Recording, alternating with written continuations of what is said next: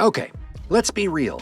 Only a few things in life are as satisfying as biting into an ice-cold popsicle on a scorching summer day. One second, you're sweating like you just ran a marathon in the desert, and the next, boom, instant refreshment. But have you ever stopped mid-bite and wondered how this magical frozen delight even got here? Someone, somewhere, had to figure out how to mass-produce popsicles without them turning into a giant sticky mess.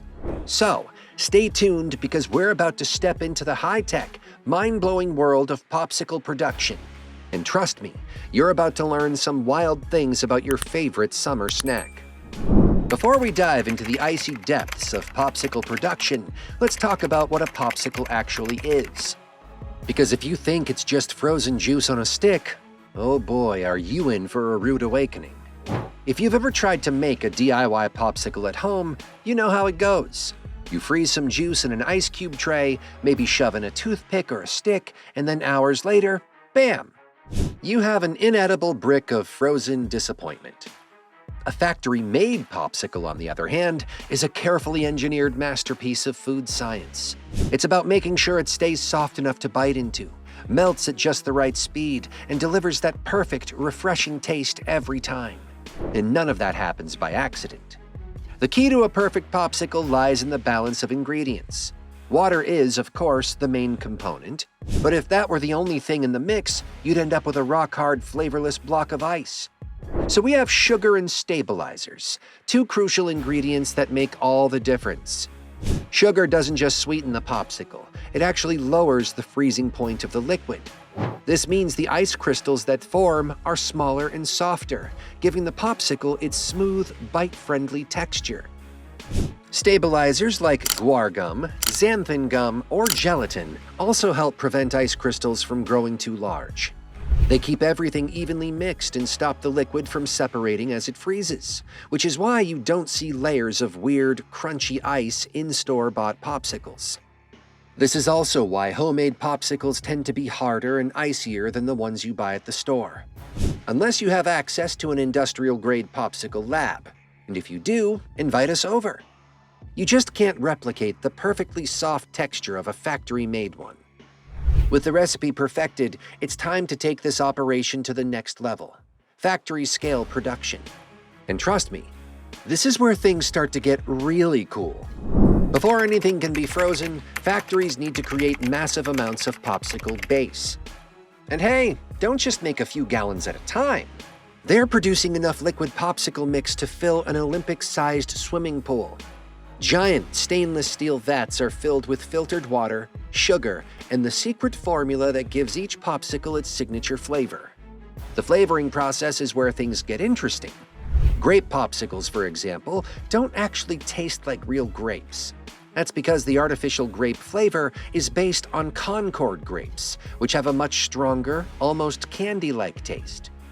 Cherry popsicles get their distinct flavor from the same compounds used in cough syrup, which is why some people love them while others avoid them like the plague.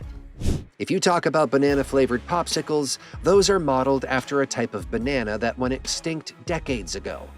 Once the ingredients are added, massive mixing paddles swirl everything together, ensuring the sugar dissolves completely.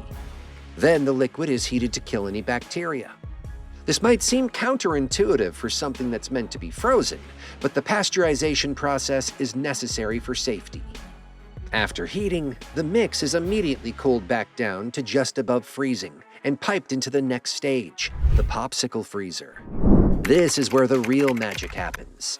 If you've ever made popsicles at home, you know that it takes hours and sometimes overnight for them to fully freeze.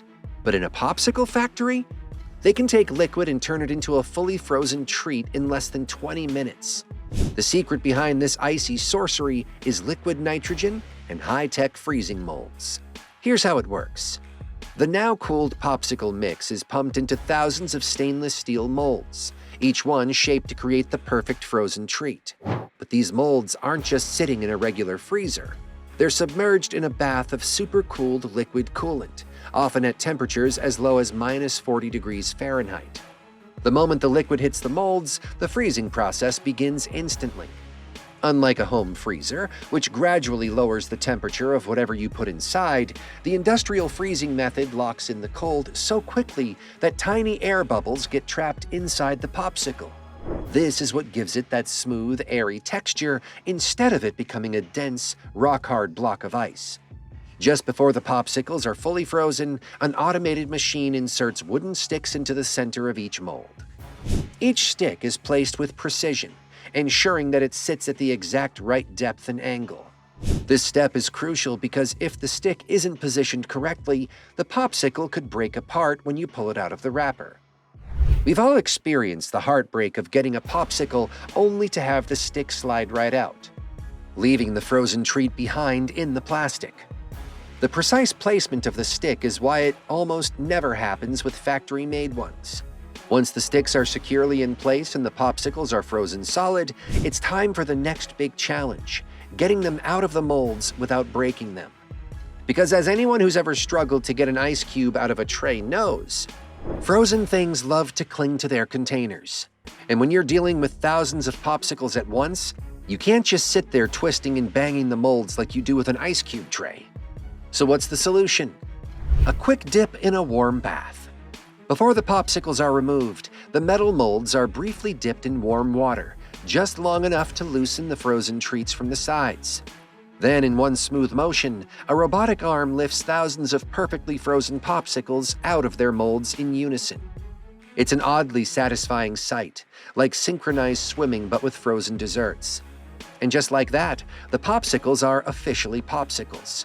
But their journey isn't over yet. There's still the chaotic race to get them packaged, stored, and shipped out to the millions of people wanting to enjoy their icy goodness. And trust me, that's a whole process in itself.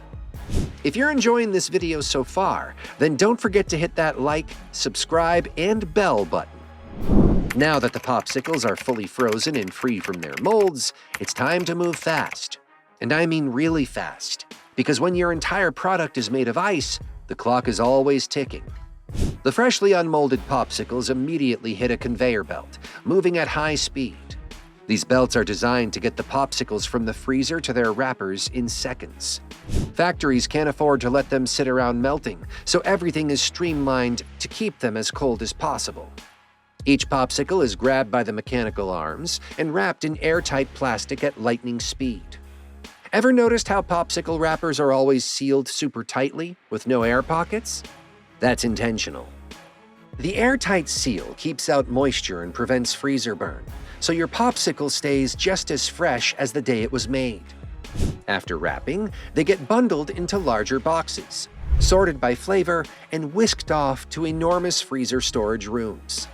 Massive ice-cold warehouses where they wait for their journey to stores around the world. And if you think your home freezer is cold, these storage freezers operate at around -20 degrees Fahrenheit, ensuring the popsicles stay frozen rock solid until they're ready to be shipped. With the popsicles safely packed and stored, the next challenge is making sure they actually get to you before they melt. And that's where frozen logistics come into play. The popsicles are loaded onto refrigerated trucks or the mobile freezers where they travel across the country, keeping their icy perfection intact. These trucks are equipped with temperature monitoring systems, ensuring that not even a single degree rises above freezing. If there's a problem with the cooling system, alarms go off, and backup generators kick in. Because the only thing worse than a melted popsicle is a truck full of melted popsicles. Once they arrive at grocery stores, they're unloaded into store freezers, ready for you to grab. And here's something you might not have noticed. Ever wonder why grocery store freezers have those thick, transparent doors? That's not just for energy efficiency. It actually helps keep the cold air in while letting you see all your options. Every time you open that door, warm air rushes in and the freezers have to work overtime to keep everything cold.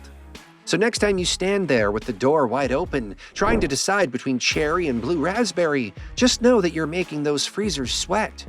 And if you've ever bought a box of popsicles and gotten home only to find they're already half melted, that's usually not the store's fault, it's the ride home. As soon as those popsicles leave the store freezer, they're on borrowed time, Without proper insulation or a desperate race home with your AC blasting, you might end up with a box of colorful slush instead of perfectly frozen treats. So there you have it, a full-blown icy deep dive into beautiful flavors. Now the real question is, what's your go-to popsicle flavor? Are you a classic cherry fan?